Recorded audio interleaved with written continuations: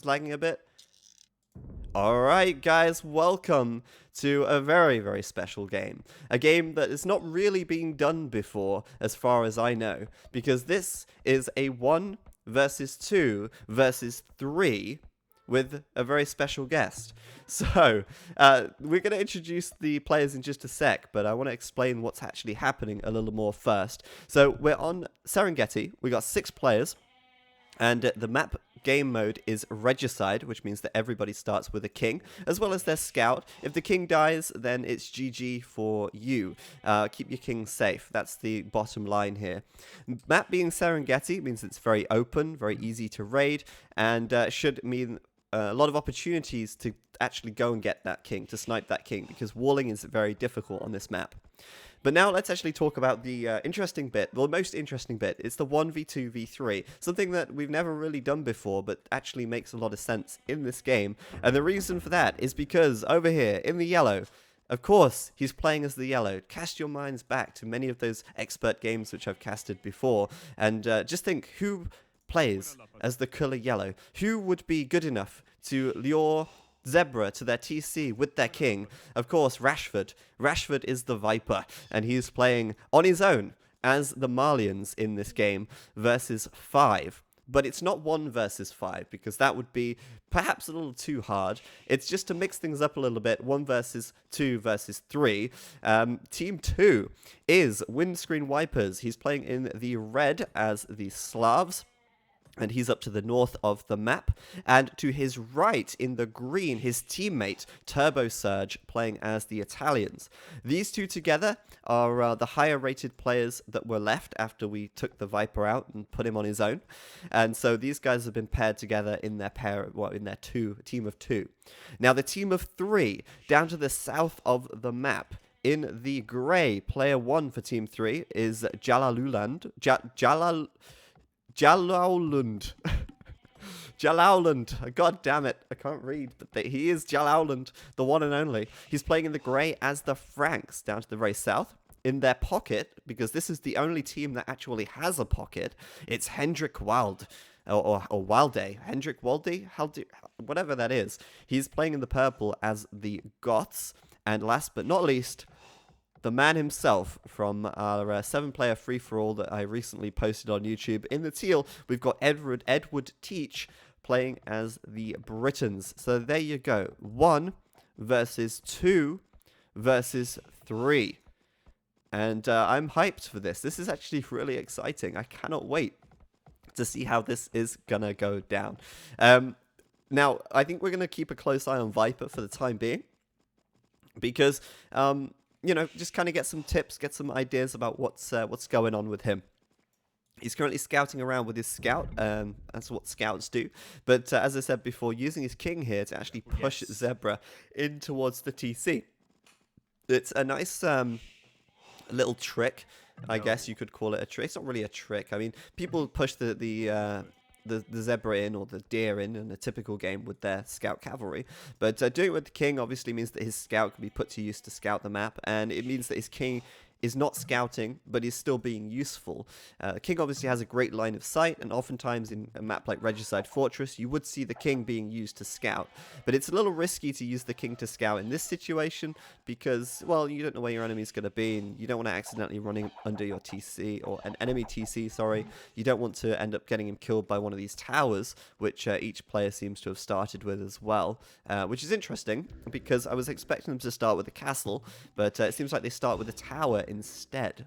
They also didn't seem to start with a bunch of additional villagers as well, so we should see a standard kind of build-up. Windscreen Wipers coming in, though, and Viper's going to get some hot action right now as Windscreen Wipers comes in with 3 militia on his drush. He's scouting out the back of Viper's base. We're going to look at Windscreen Wipers' point of view for this, because he's coming in hot, and Viper doesn't have loom. Viper will be upgrading the loom right now, thankfully for Viper here. The Malians, their villagers, move faster, I believe. Let me just check that real quick. Is that the Malians? No, it's not. Okay, it's not the Malians. God damn it. I'm so close with that. one of the African kingdoms' civs, their villagers move faster, which means they're actually really good at defending from a drush because they can just outrun the militia. I thought it was the Malians. Their villagers seemed pretty light on their feet right there, light on their toes, but no. So far, Windscreen Wipers unable to kill any vills, kind of disrupting things a little bit. And as the Black Winds in the chat says, it's the Berbers that have the faster moving vills. And as I'm going to say for like the nth time now, I always get the Berbers and the Malians confused. Can you blame me? Yeah, you probably can, actually. Anyway, Windscreen Wiper's coming over here. He's actually going to find Viper's King. Run, fat man, run. Get to the TC. Oh, he's not going to be luring any more Zebra in with that one. And so far, Windscreen Wiper's Drush, completely ineffective.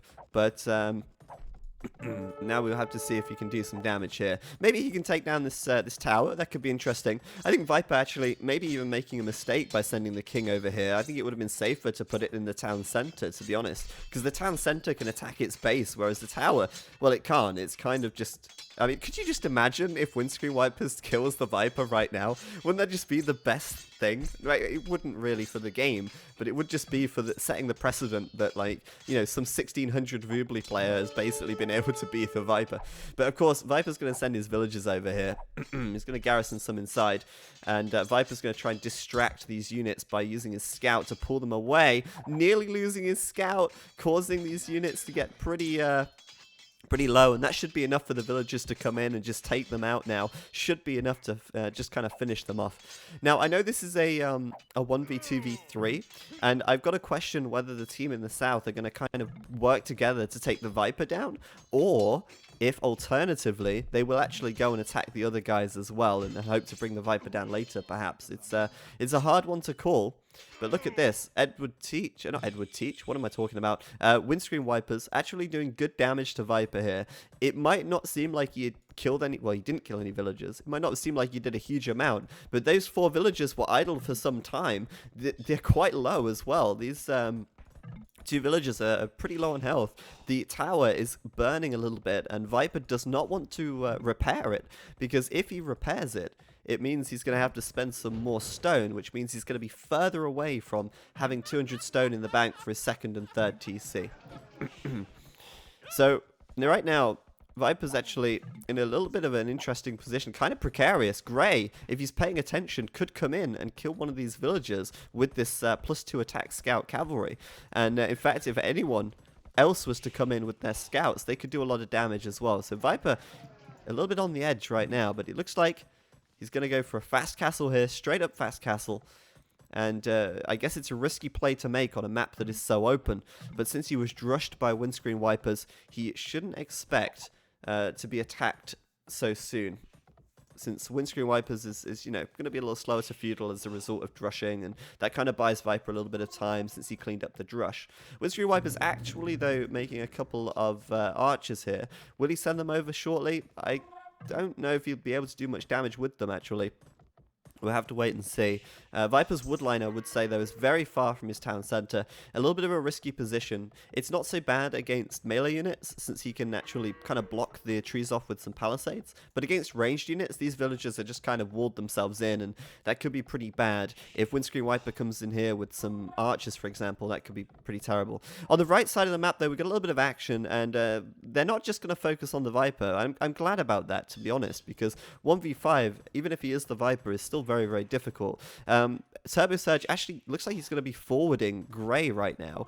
Gray, at the moment, looks like he's going for a fast castle, to be honest. I think he's maybe feeling a little bit confident in this position, though I'm totally off the mark. It really looked like this should be a fast castle, since he's doing a market, a blacksmith, and a stable, but he's actually still in the feudal age and making villagers. So I kind of expected a fast castle. I didn't get one. I'm kind of sad about that. Windscreen Wipers coming in at the back, though, and some archers here. No fletching, but 4 archers could pick off one of these weakened villagers. Couple of weak villagers under the TC here on the right-hand side. A couple of weak villagers elsewhere. I don't know where exactly.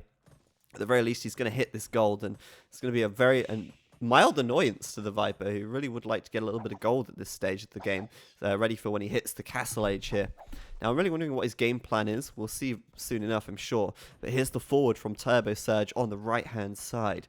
Now, We'll check back in that in a minute, because I really want to just quickly check on what Edward Teach is up to. He's on the left side. He's halfway up to Castle. So far, not hitting the Viper yet, but he has scouted him, and he does know where he's at. Of course, he's got the cartography for free, and that's going to give the team of 3 a nice little advantage, since they're going to have good map visibility. So Viper first to Castle, shortly followed by Edward Teach, I think. And I think also Turbo Surge going Castle as well. Oh no, he's going to click up in a sec. But not too bad. That forward with the archers coming in onto Grey. That's going to kind of cripple him. Maybe it's going to cause Purple to focus some attention on saving his teammate, which is going to give Viper a little less pressure. But look at this. Windscreen Wipers, a good number of archers here as they come under the TC. But there's a Mangonel for Viper, and that could be bad news for Windscreen Wipers. I've noticed as well, Windscreen Wipers has had the turtle this whole game. His PC is lagging, and it's not good. I hope he can fix that, because it's causing it to look very jittery. So far, losing no archers yet. One getting pretty low, but able to escape out of there. And he's going to want to go back to base now, I feel. He doesn't want to keep the pressure up here, because that Mangonel will take him down. And Mangonel is such a strong counterplay to archer units, especially when they're not upgraded at all. But actually, Windscreen Wiper's doing a U-turn. Looks like he's going to try and out-micro the Viper, but I don't think that's going to work out, to be honest. I mean, this Mangonel is pretty close to base. It can just get a couple of repairs, and then you get a massive Mangonel shot to the face, and Windscreen Wipers just loses his whole army. God damn. Viper with a little attack ground. Oh, goodness me. That backfired. That's what happens when you're a lagger and your PC doesn't work properly. You can't out-micro that. Viper adding in the Scorpion as well makes a lot of sense. Actually, I was talking to Luffus, who used to be a very good player back in the days, and he was kind of theorizing with me that he thinks that a couple of Scorpions is better than a Mangonel in the early Castle Age, and I have to agree with him, to be honest. So Turbo Surge, this is where the rest of the action's going on. Over at Grey's base, we got a couple of towers coming up. Jalalund doing the right thing by building a defensive tower here, not overcommitting to making too many. It's certainly annoying to deal with towers, but he should be fine, to be honest. He should just be able to focus this tower down. Since this tower at the back has no villagers inside of it, it should be pretty easy to do that. And with this tower in front and the scouts to take out this tower here, I think that Jalalund will defend quite easily. What he's got to be careful of, though, is Turbo Surge hitting the Castle Age, because he is halfway up now, and he's got a couple of forward archery ranges as well. So Turbo Surge going to be doing a lot of damage. Looks like Jalalund taking my advice a little bit here, attacking this tower. Now he needs to back away, because this tower will be doing damage to his scouts, and he wants to keep them alive if he can. But this is good for now, and Turbo Surge here probably not going to be too successful. I don't know if Jalalund is listening to the stream, because he just kind of did everything I just suggested to do. Interesting. We'll check back here later. I just want to quickly see what Viper's up to. 3 TCs, full boom mode, and he's a good 400 points ahead of everybody right now. That's quite a significant advantage, and since no one's pressuring him, it's a free boom, and you kind of don't want to get the Viper into free boom mode. Of course, the big difficulty he's going to have in the late game is that if it gets to the late game, that's a big if he hasn't demolished everyone before the late game, he's going to be limited to how much army he can have, right? He's going to be limited to maybe 80, 90 units at a push. So if everyone else kind of gets to 200 population, then they're going to be able to outnumber him.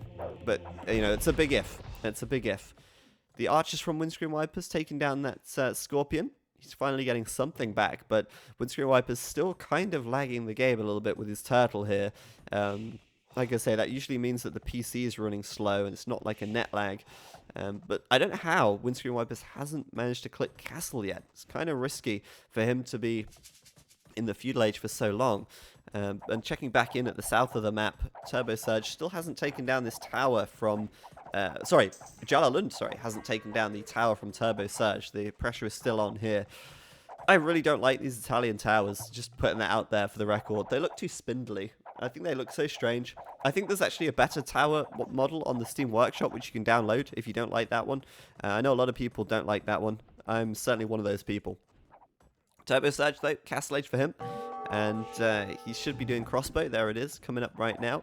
He's got a good number of archers here since... okay, he's not. I thought he had more in the towers. But he's got a decent number, I guess. He's continuing to tower up Jalalund.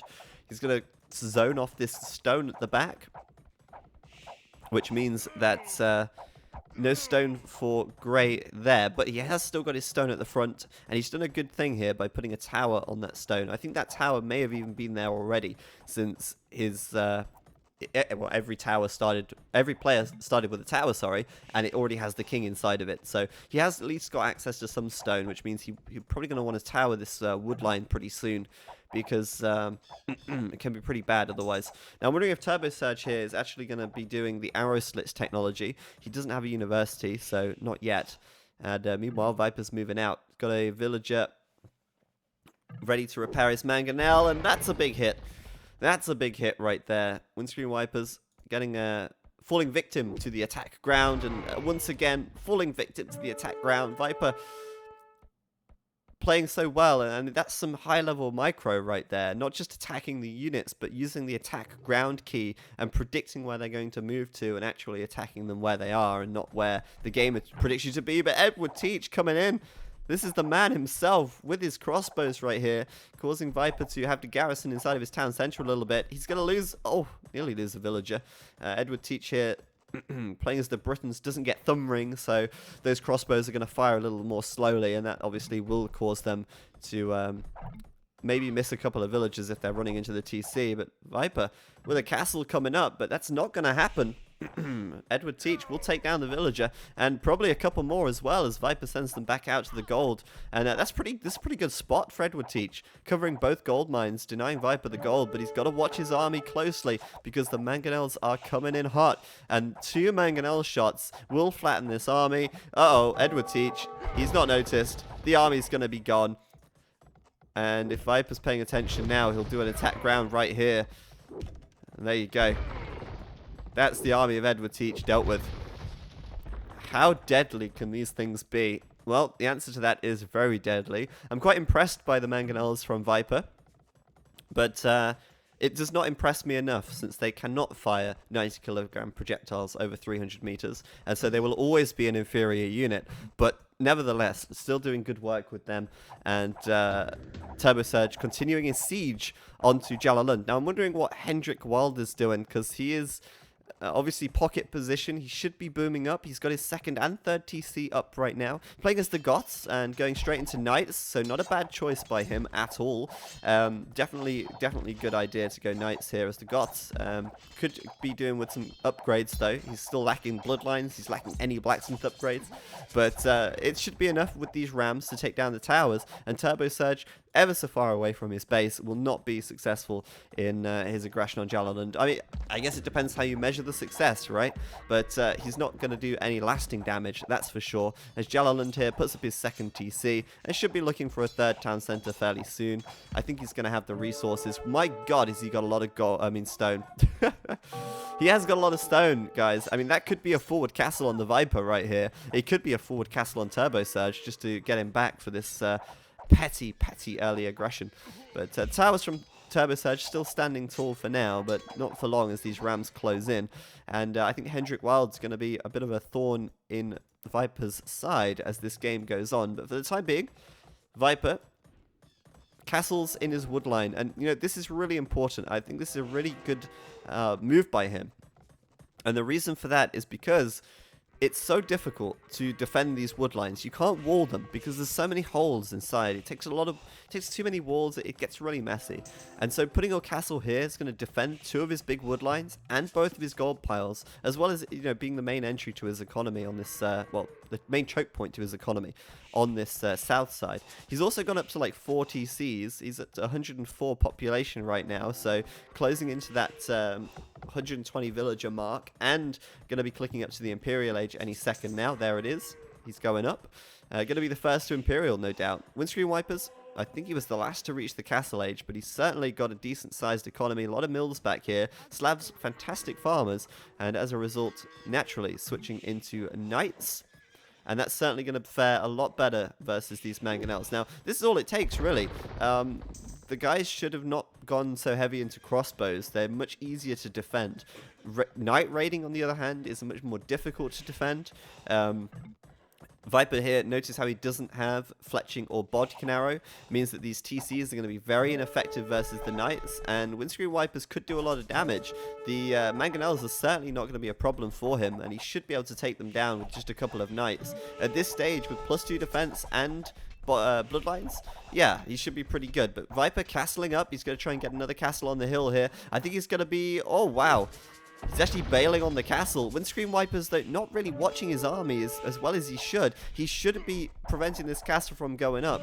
But for the time being, just forcing Viper to have to gather his villagers inside of the TCs. He's actually going to go and attack this TC at the back. I like this, because this is actually probably going to work. If he sends a couple more Knights over, he could actually bring this TC down with Knights alone. Viper now starting to make some Gabeto though, and that Malian unique unit, such a fantastic unit, going to be moving in and going to be going ham on these Knights. But I think this TC may just fall anyway, with the Gabeto attacking uphill and only being, you know, basically unupgraded.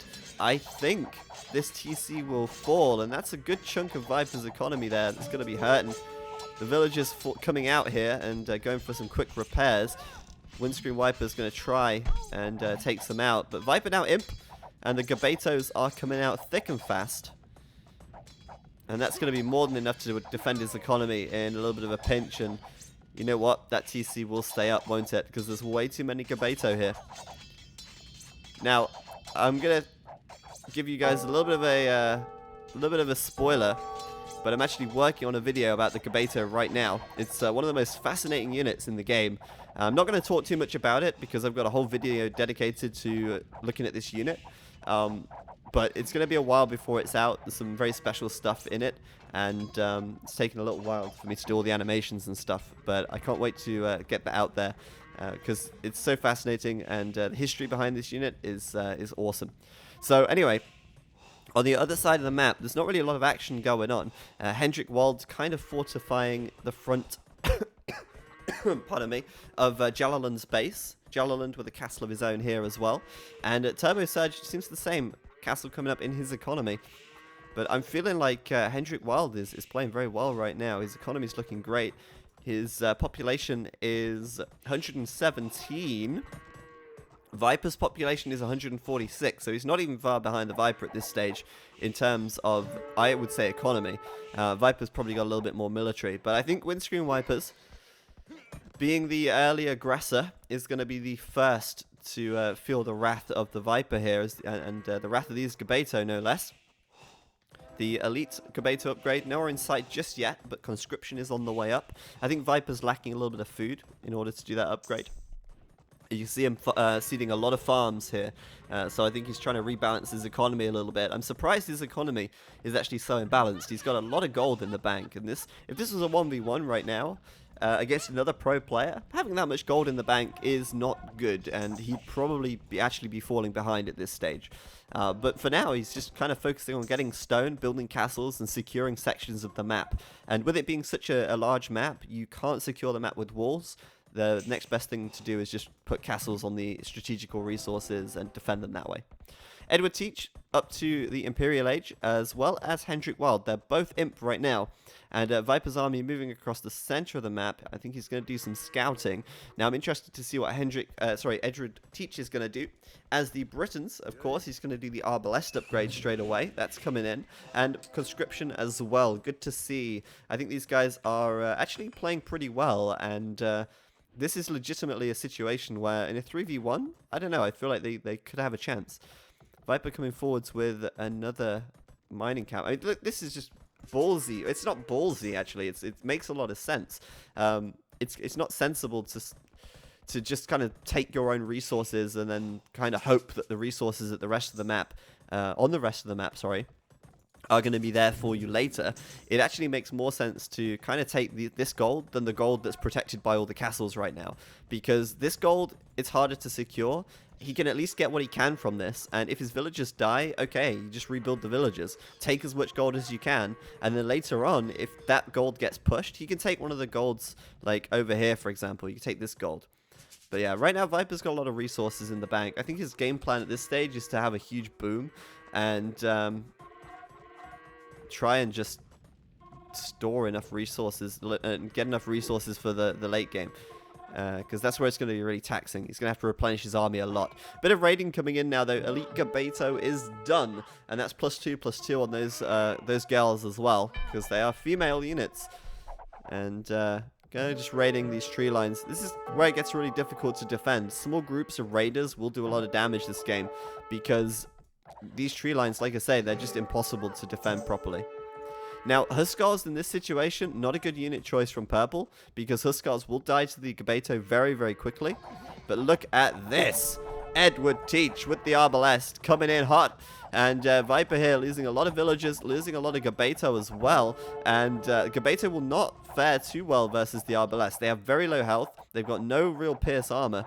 And I think since they're such short range as well in comparison to the mighty Arbalest, we're waiting for Yeoman to come in for that +6.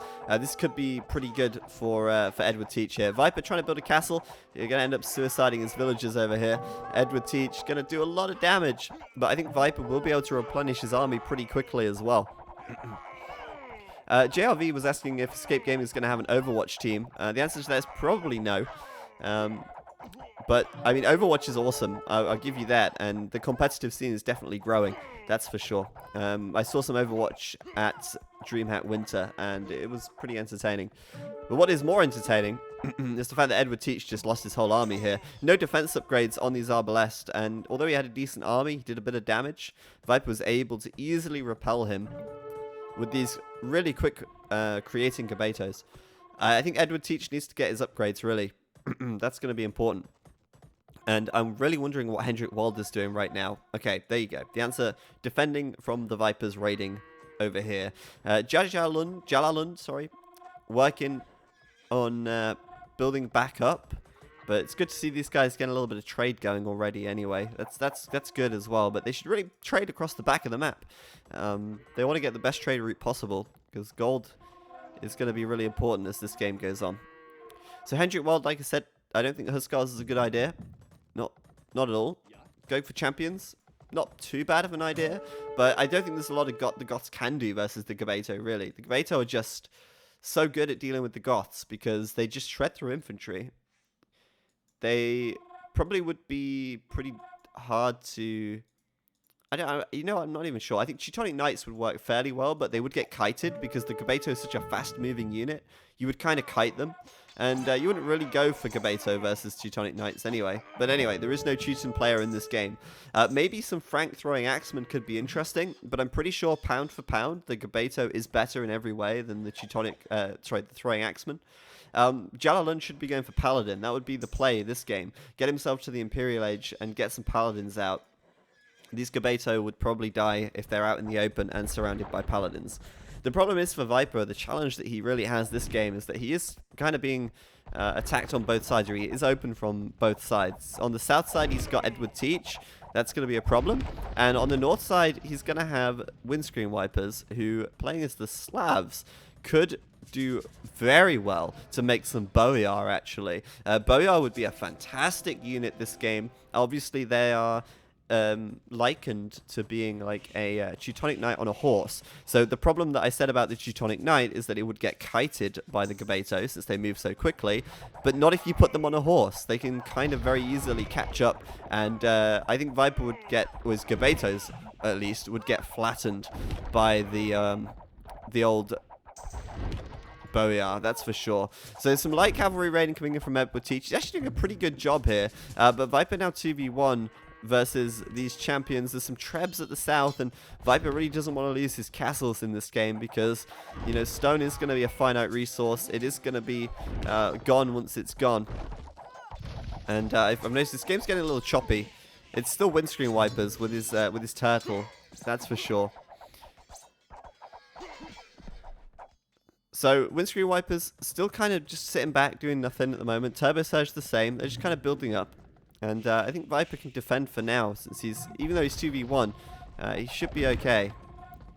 Windscreen Viper's saying, shit. Just realized he doesn't get Hand Cannoneer. It's okay, Windscreen Wipers. You get Boyar. You don't need Hand Cannoneer. It's all good. But yeah, Viper here going to lose this castle. And I did anticipate that most of the action would be at Viper's base. I probably wasn't too far off the mark with that. And these Gabeto are going to be very good versus the champions, that's for sure. But he's going to have to add a little more in. He can't just rely on Gabeto this game. And the reason for that, of course, is because, like I say, those castles will be gone once they are gone. Of course, you need a castle to make Gabeto. What he is doing instead is throwing down a bunch of barracks. He's going to start making champions, I think. Two-handed swordsman on the way up. And Malian champions are very good since they have extremely high pierce armor. Now, they don't get any additional melee armor. So, there's that. But plus 7 pierce armor, that's pretty nice, and that means that these longswords are going to be fairly good versus the Britons, and they're going to fare okay versus the Goths. Of course, the Goths can create their units faster, the champions are cheaper, but a combination of Gabeto and putting that in combination with champions, that could work really well versus Arbalest. Not only that, but he's gone and upgraded those siege onagers. And of course, the Malians are an incredibly strong siege civ as well. And Edward Teach gonna get flattened, I think. Okay, maybe not. Maybe not. But yeah, quickly checking the tech tree. You see Farimba here. Cavalry plus 5 attack. That's pretty nice to go for Viper as well if you need to do some raiding later on. But yeah, as always, getting confused between the Berbers and the Malians. Not even the Berbers, the other one. I can't remember what they're called. Ethiopians. Sorry, Ethiopians get torsion engines, which makes their siege even better. Yeah, you know, these techs, they always confuse me. Anyway, look at this. Look at Purple right now. Balls of steel. He's like, okay, I see you've got a castle there, but you know what? I'm just going to ignore that castle. Your castle could attack my treb. You know, I've got 150 pierce armor. What's your castle going to do? Apart from maybe flatten my trebuchet eventually. He actually took down this building here, which I think was possibly a castle as well, actually. And Viper now, I think, feeling the pressure a little bit. His king, look at this swag king right here with all of his furs, sitting in this castle at the back. And Viper not really gaining any ground anyway. He's just going to have to kind of fortify and defend for the time being, I think. We got Siege Onager from Windscreen Wiper, as well as Halbs. This is a pretty good combination of units, a combination that you see a lot from civs like the Celts. And on the south side of the map, Turbo Surge actually going down for Jalalund. And yeah, I'm glad he's going down here. He's making this game more interesting by doing this. Turbo Surge wants to be careful about ending up in a 3v2 situation and going to try and put out Jalalund quite quickly here with some monks involved, with some arbalest. And Italians, of course, cheaper gold units, which is nice. It's a really good eco bonus, which lasts the duration of the game. Apparently, I can ungarrison units as a spectator. I think they fixed that. No, I can't. I can't ungarrison it. Click to ungarrison this king. Nope, doesn't work. Sorry, the Black Winds. I think that was a bug once upon a time, but I don't think it's a bug anymore. Anyway, Edward Teach here, pressured by the Viper in a big way. And like I said, these champions definitely a good unit choice for Viper in this situation. They're pretty good versus everything that Edward Teach can possibly throw at him. They're going to be able to deal with light cavalry so easily. They can tank archer fire all day long. And yeah, I mean, it's going to be bad news for him very soon, as this castle will likely go down. Purple also distracted a little bit. It seems like he's going to have to go and save his allies' ass on this right-hand side. Right now, making Cavalier as the Goths, not the best unit choice he could go for, but granted, he doesn't have many better options versus the Malians here, who, like I said, will just absolutely shred him, whatever he does. Whatever infantry he builds, the Malians will counter that with those Gabetos. So, yeah, I think Cavalier is actually not a terrible choice. It kind of makes sense, and I can see why he would take that. But he might need to go and help his teammate. However, with Cavalier, you're definitely not going to want to send them over at the Italians, who will be making some of these Genoese crossbow, which are, of course, anti-cavalry archer units, which is very unusual. So Grey kind of handicapped at the moment, not feeling too good. And Viper continuing to push in through to Edward Teach, and Edward Teach is shouting, "Help me, help!" God damn it, what am I gonna do? Viper is coming. And Edward Teach could help himself with a little bit more military, but sadly, he does not have that. Because whatever, like I said, whatever military he makes, he is countered hard. He has no real unit choice that he could go for here. Unless, I mean, I'm just trying to think real quick, just scanning the tech tree for ideas. I mean, nothing works. There's just nothing. You know, the Britons, they are great in some situations, but versus this Malian push, you need something to deal with these champions. And, I mean, hand cannons could work, but he doesn't have them. Archers don't work. His own champions, that could be good, but then Viper just brings some Gabeto over and then they get melted. I don't know what he could possibly do. This is just such a strong civ right now. And the Malians have been nerfed, it's worth noting, in patch 4.8. However, we are not playing patch 4.8, we're playing 4.7. And Hendrik Wald making a move right now. Viper, he's in his teammate's base. He's in Edward Teach's base. The teammate of Hendrik Wald, that is. And Hendrik Wald is moving in with some trebs right now, sieging Viper's economy. Viper having to garrison villages inside of the TCs, bring the emergency Gabeto over. And these trebs need to move up to this castle, which is where Viper's king is hiding. It's still in here. And if the trebs deploy on the castle, it could well die to these cavaliers. So this is what I was talking about right at the start of this game, with this one being so difficult to wall up. It's so open. And those castles in the late game are an easy target to take down. Viper has got some defensive upgrades though. His castle here should have, I believe it's, I don't know what he gets. I know he should get masonry, and he should probably get hoardings. I can't remember. I don't want to check the tech tree right now. I'm not sure if he gets architecture though. I mean, I can't remember exactly. You know what? I'm going to check the tech tree right now. From the castle, he can get... Yeah, he can get masonry, and yeah, he can get hoardings, I think. So anyway, I didn't want to miss this fight, and then I really needed to know. I really needed to know. Alright. Hendrik Wald busting open Viper's base, but will get cleaned up. This should alleviate some pressure from Edward Teach here, and quite rightly so. Edward Teach is going to have a little bit of a breather. He's actually moving into champions himself. 200 swordsmen now being done. And yeah, Florians were reset when I came back,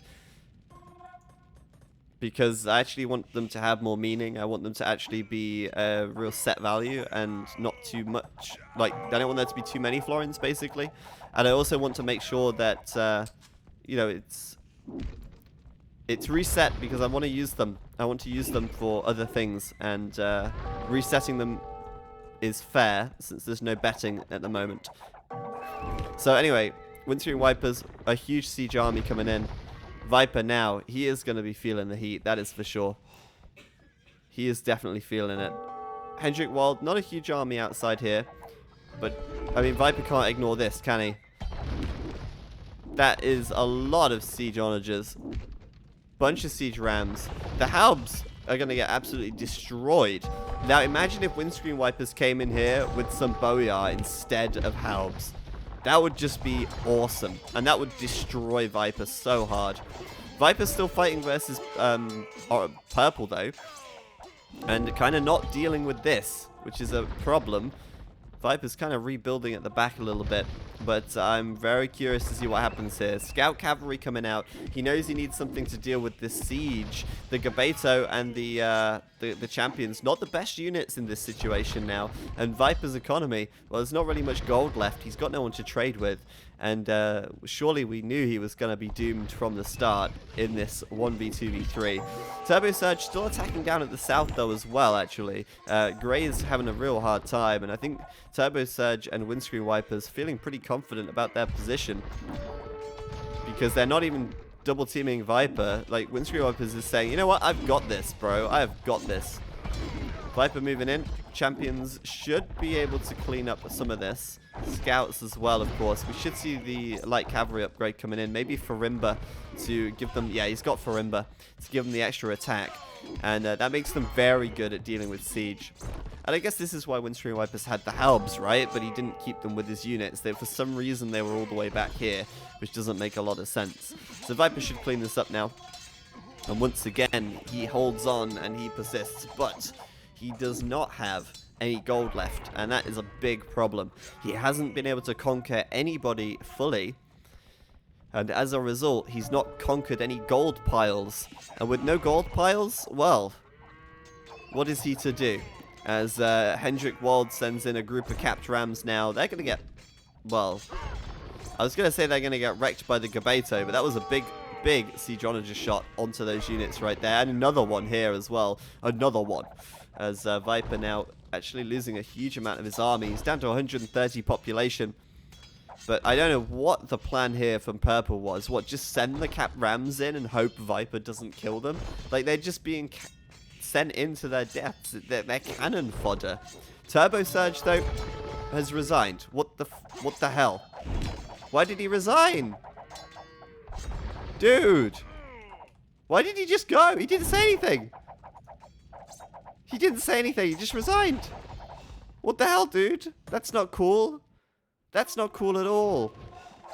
Don't do that. Oh. Well, Viper might actually have a bit more of a chance now. Windscreen Wipers, I don't fancy his chances anymore. His teammate's gone. And we got some Condottiero coming out. I don't know why he's going for Condottiero. I guess he can make them just because he's the ally of the Italians. Now, I don't know if he's dropped. Yeah, now it's 3v1v1. But I don't know why he... It doesn't say he disconnected. Did it? Did it say he disconnected? I think it said he resigned. If he disconnected, then that's a different story. But I'm certain it said he resigned.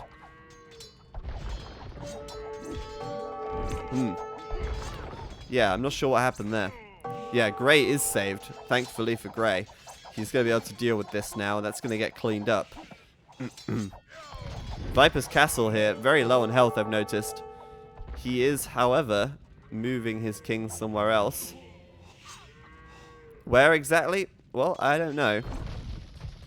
Windscreen Wiper's having a great time. There he is. His king's over on this far left side now. Just doing kingly things. But yeah, Viper's actually had a lot of his economy raided by these Condottiero from Windscreen Wipers. He's actually down to 150 pop. Yeah, I'm really confused as to what happened. I mean, you would think that he would at least say something like, "Sorry guys, I've got to go," rather than just resigning and saying nothing, because that kind of leaves us all guessing as to what's happened. I mean, it could very well be that he dropped and we don't know. But if that's not the case, then, I mean, you would expect them to say something, I guess. Yeah, it's a shame for Red, because I think they're actually in a really strong position. Windscreen Wipers is actually kicking Viper's butt over here.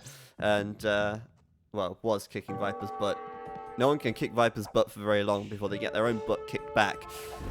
Edward Teach coming in with some light cavalry. He's actually had time to, you know, sort of regain his position again. He's actually reboomed his economy a little bit. He's got some more military coming out now. And this is going to be a real challenge here for these guys to break this. There's actually some trade going across the map as well. I'm not sure where they're trading to. I think it's this market here from Grey. And with Green now being out of the picture, this castle's likely to go down, and that's going to clear things up for Grey to get back into this. So, you know, what goes around comes around.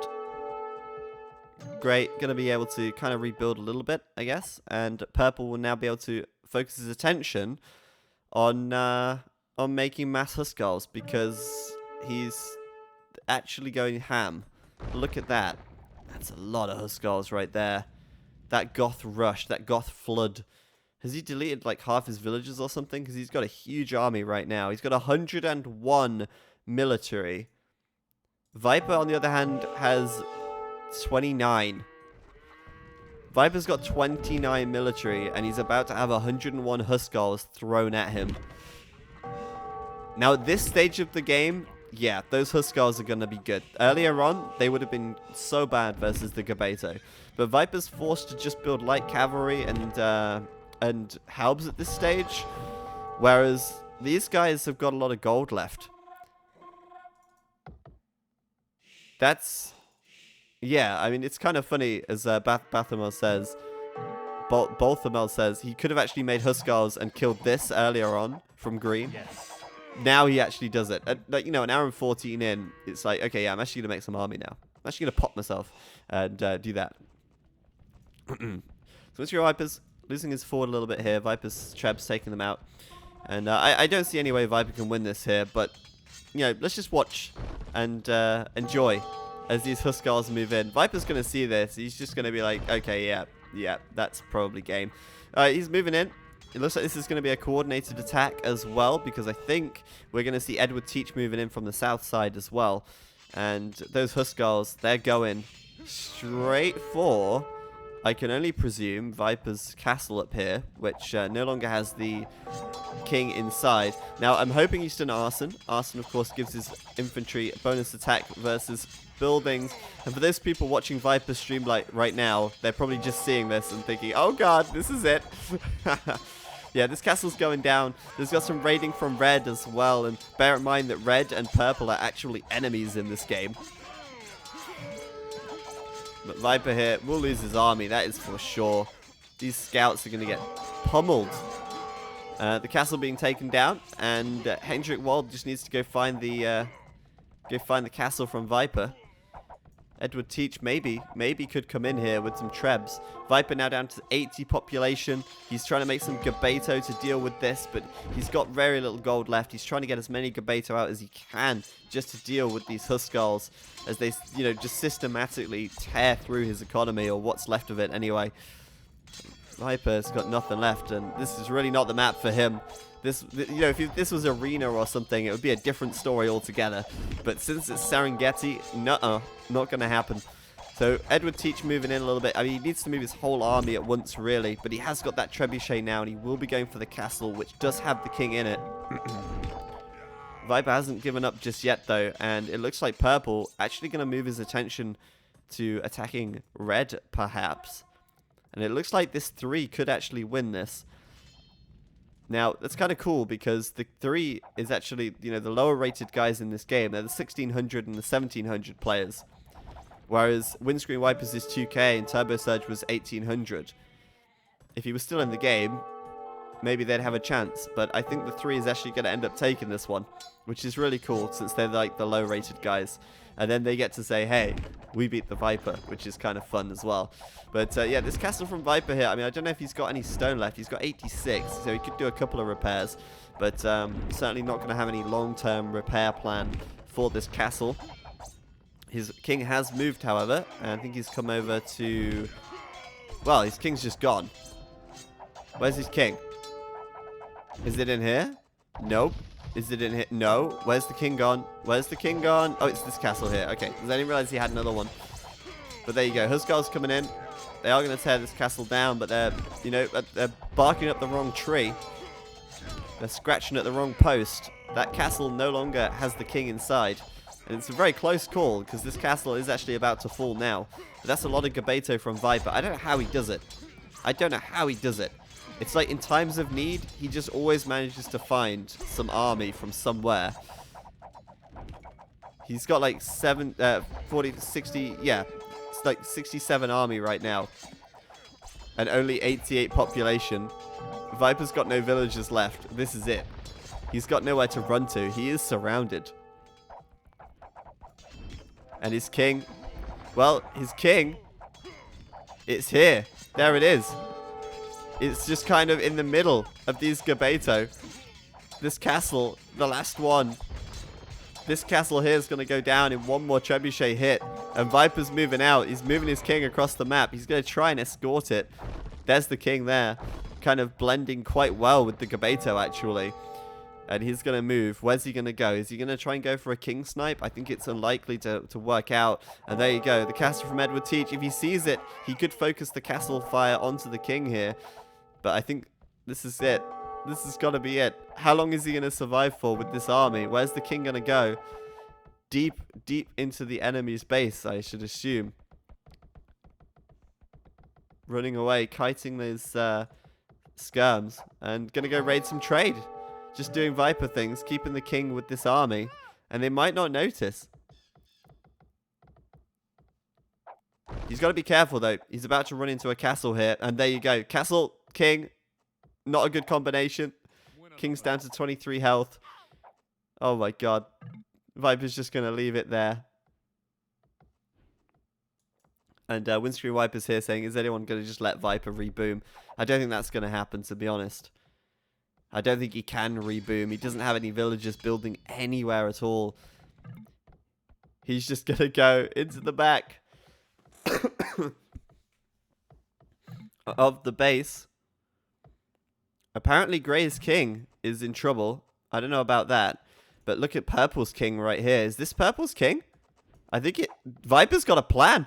Viper's got a game plan.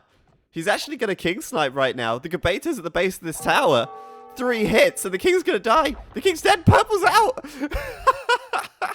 He didn't need any... But Viper... His king's got 7 health. He's running away. The Gabato are going to save it though. And Purple's actually dead. I can't believe this. I can't believe this. Viper's just going to go on a raiding mission. He's got no chance now. But where is Grey's king? Because Purple said something about ejecting Grey's king by accident. But where is it? I mean, I'm assuming Grey's going to put his king somewhere safe. But yeah, obviously, I did not see that coming. That is brilliant. That is so good. So let's just check the castles. There's no king in the castle here. Where is he, though? I don't know. Viper's just kind of hiding at the corner of the map now. And I don't know. I mean, he did spies, obviously. Viper does not have a castle anymore, though. Which means that he doesn't know where the enemy kings are going to be. He's just leaving his king in the corner of the map. And going to go see what he can do with his Gabato, I guess. Meanwhile, it's Red versus the world. Red is the new Viper, since he's the only man on his own left standing. And, oh, there you go. Jalalund here. That's actually a pretty good hiding place. You can hardly see the king there, actually. It's a very good hiding place. If you're not really looking, if you don't have a sharp eye, you might not spot him. But I know Viper's streaming, so I don't think he's going to keep his king there all day long. I'm wondering if Jalalund's going to do spies. No, he's not. He's going to go chasing after the Viper, it seems. So yeah, we're going to see everyone versus Red now, I guess, as Grey, Purple, and Teal should be pushing together to finish him off. Red's in a great position since Slavs are an extremely strong late-game army, that's for sure. But yeah, I mean, I think Viper's still looking for another king snipe somewhere, but I don't know if he's going to get it. I mean, if you look at the Fog of War, I don't know if he knows where the enemy kings could be. I think he's just going to try and do what he can with these Gabato, but I mean, surely they're going to die eventually. He can't replenish them. He's got no villagers left. He's out of villagers entirely. He's got 25 Gabato, and that's it. He could go kill some trade. He could go for Red's king, but I'm pretty sure Red will have moved it somewhere a lot safer. It looks like it's going to be in this TC here. Viper, does he know where the king is? I'm wondering if he's going to make his way over there or not. If his Viper senses are tingling, he might just figure out where it's at. But I think it's unlikely. Meanwhile, I mean, his king's just chilling out here, as you do. I love it. And he's just going to do as much damage as he can. But yeah, I mean, this should be... Actually, I said it's purple and grey and teal versus red, but it's actually not, is it? It's actually teal and grey versus red because, well, purple's out. And I think that means that Windscreen Wipers can end up winning this. But Viper, I don't know if he's been maybe fed some information, but he is going up towards Windscreen Wipers' base. Now, these guys hit hard against the tower, but that was just a watchtower.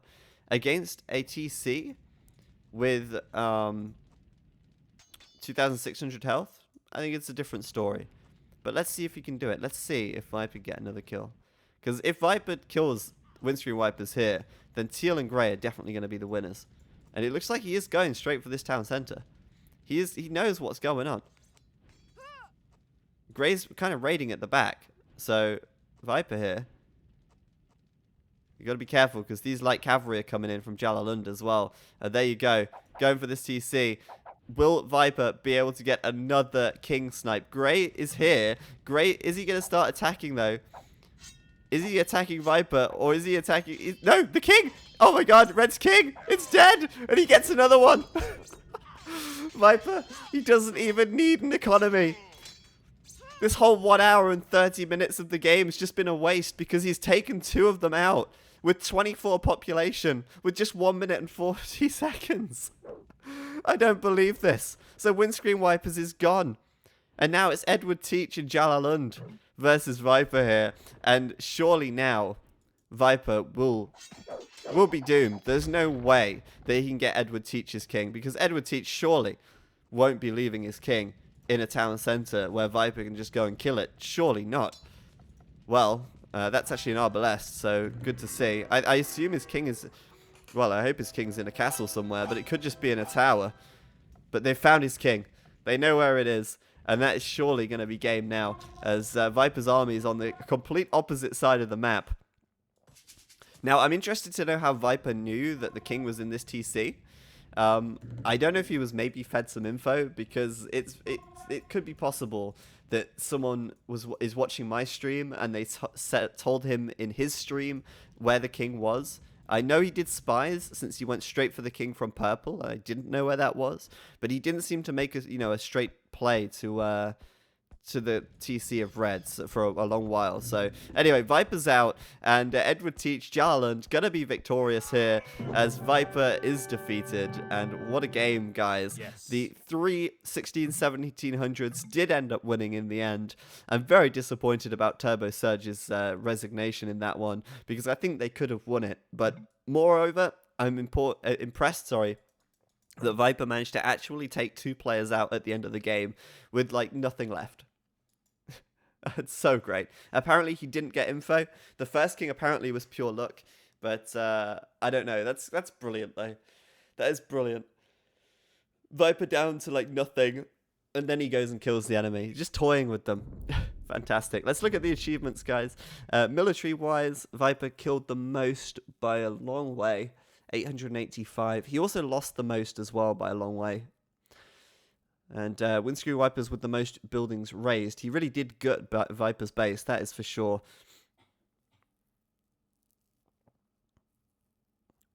Maybe Green lost the king? No, it said he was disconnected, not defeated. Or it said he resigned, I think. I expected him to come into the chat, so I'm kind of guessing that Green lost his internet connection and just dropped. That's kind of my guess there. So... Purple had the most gold since, well, actually, it wasn't even from trade. He just had map control to do it. That was really good for him. And looking through the achievements here, Viper had the most researches. He had the most map exploration. Red had the most villages and the most castles.